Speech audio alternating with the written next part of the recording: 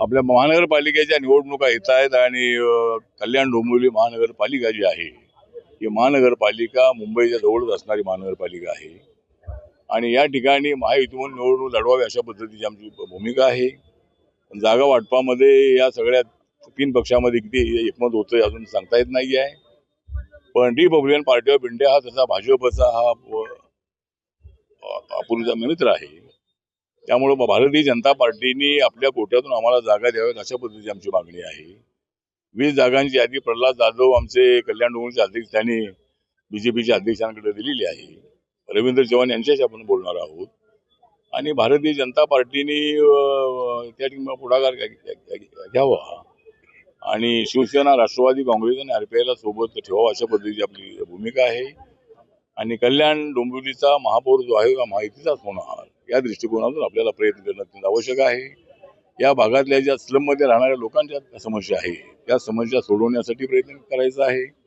या ठिकाणी बेरोजगारांचे प्रश्न आहेत, हॉकरचे प्रश्न आहेत, या ठिकाणी इतर आपल्या महिलांचे प्रश्न आहेत, तरुणांचे प्रश्न आहेत. या सगळ्या प्रश्नांकडे लक्ष देणं अत्यंत आवश्यक आहे आणि त्यासाठी आज रिपब्लिकन पक्षाच्या कार्यकर्त्यांचा मेळावा या ठिकाणी ठेवलेला होता आणि आज या ठिकाणी मी सगळ्या कार्यकर्त्यांना आवाहन केलेलं आहे की आपण तयारीला लागायचं आहे. लवकरात लवकर निवडणुका जाहीर होण्याची शक्यता आहे. 31 जानेवारीच्या अगोदर निवडणुका घ्या असा आदेश सुप्रीम कोर्टाचा आहे. त्यामुळं आपण कामाला लागा असं आपण त्यांना आवाहन केलेलं आहे. कल्याणचा महापौर होणार, मात्र शिवसेना आणि भाजपचा अंतर्गत वाद हा कल्याण डोंबिवलीमध्ये दिवसेंदिवस वाढत चाललाय.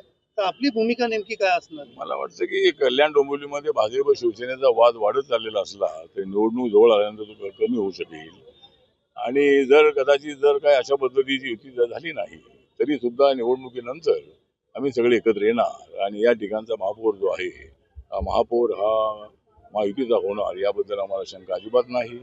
त्यामुळं पाहूया काय होतंय ते, पण वाद मात्र चालू आहे, गोष्ट खरी आहे, पण ते वाद मिटतील अशी मला अपेक्षा आहे. पण या दोघांचा वाद राहिला, एकला चलोचा नारा दिला, मग आपल्या पक्षाची काय भूमिका असेल? आपण पण माझा पक्षाचा बीजेपी सोबत राहणारच आहे, कारण माझा पक्ष जो आहे तो पूर्वीपासून बीजेपी सोबत आहे आणि माननीय एकनाथ शिंदे आणि अजितदादा पवार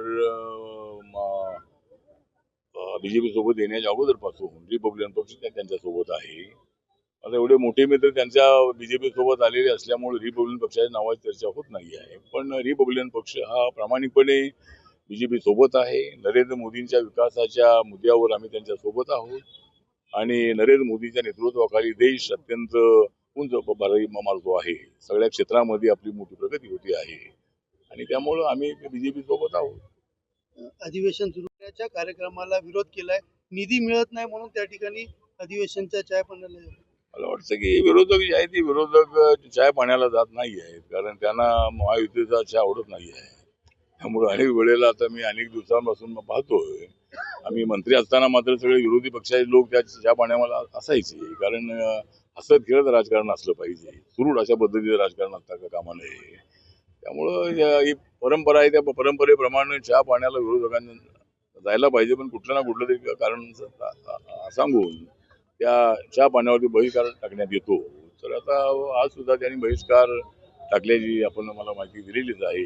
पण आता ठीक आहे, भूमिका कोणती घ्यायची त्या संबंधामध्ये सगळ्यांना अधिकार आहे. पण उद्यापासून सुरू होणाऱ्या अधिवेशनामध्ये महाराष्ट्राच्या, विदर्भाच्या अनेक प्रश्नांवरती चांगली चर्चा व्हावी आणि त्यामध्ये सर्वांनी भाग घ्यावा अशी माझी अपेक्षा आहे.